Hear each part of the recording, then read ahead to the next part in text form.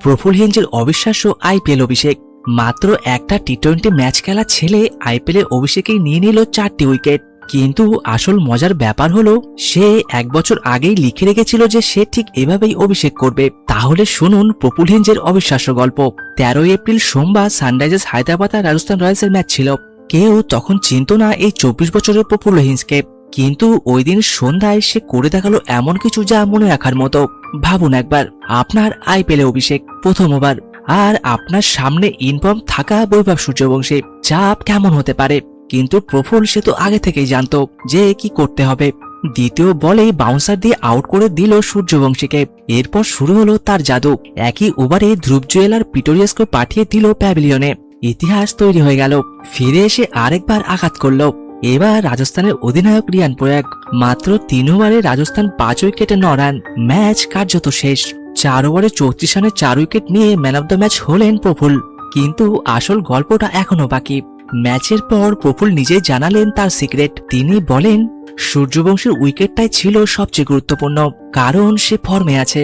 আমি 2-3 জনকে আগে থেকেই বলে রেখেছিলাম যে প্রথম বলে তাকে আউট করব, হয় বাউন্সার দিয়ে না হলে অন্য কোনো ভাবে।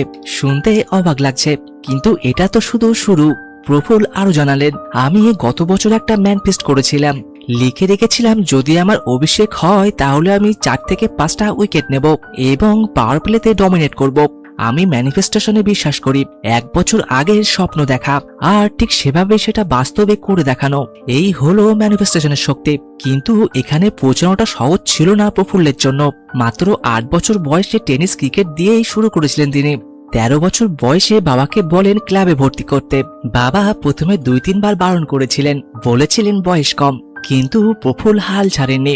শেষমেশ বাবা রাজি হলেন। প্রফুল ইমোশন ভাবে বললেন, আমি এই পুরস্কার আমার পরিবারকে উৎসর্গ করতে চাই। তারা আমার জন্য যে ত্যাগ স্বীকার করেছেন আমি খুবই খুশি। ডোমেস্টিক ক্রিকেটে প্রফুলের পারফরমেন্স কিন্তু খুব দুর্দান্ত। 10টা ফার্স্ট ক্লাস ম্যাচে 27 উইকেট, গড় 26.7। এই পরিসংখ্যান বলে দেয় যে তার মধ্যে দক্ষতা আছে। চলুন একটু অ্যানালাইসিস করা যাক। প্রথমত মানসিক শক্তি। প্রফুল যেভাবে আগে থেকে প্ল্যান করে রেখেছিলেন সেটা দেখায় তার আত্মবিশ্বাস কতটা প্রবল। বড় মঞ্চে প্রথম ম্যাচে এরকম আত্মবিশ্বাস থাকা মানে মানসিকভাবে খুবই শক্তিশালী। দ্বিতীয়ত স্মার্ট বোলিং। সূর্যবংশীকে বাউন্সার দিয়ে আউট করা এটা কিন্তু ভালো প্ল্যানিং। কোচ বরুণ অরুণের সঙ্গে আলোচনা করে সে ঠিক করেছিল কি বল করতে হবে। তৃতীয় টিম ব্যালেন্স। হায়দ্রাবাদের জন্য প্রফুল একটা নতুন অস্ত্র। পাওয়ার প্লেতে উইকেট নেওয়ার ক্ষমতা যার আছে সে টিমের জন্য অমূল্য। সব শেষে ম্যানিফেস্টেশন। অনেকে এটা নিয়ে হাসতে পারেন, কিন্তু সাইকোলজিতে এটা প্রমাণিত যে আপনি যা বিশ্বাস করেন, যা ভিজুয়ালাইজ করেন, সেদিকেই আপনার মন মস্তিষ্ক কাজ করে। প্রফুল হেঞ্জের গল্প আমাদের শেখায় যে স্বপ্ন দেখুন, সেটা লিখে রাখুন এবং তার জন্য কঠোর পরিশ্রম করুন। ম্যানিফেস্টেশন মানে শুধু বসে থাকা নয়, বরং লক্ষ্যের দিকে ফোকাস থেকে কাজ করা। পরের ম্যাচে হায়দ্রাবাদ খেলবে চেন্নাইয়ের বিরুদ্ধে 18 এপ্রিল। দেখা যাক প্রফুল আবার কোনো নতুন ম্যাজিক দেখান কিনা।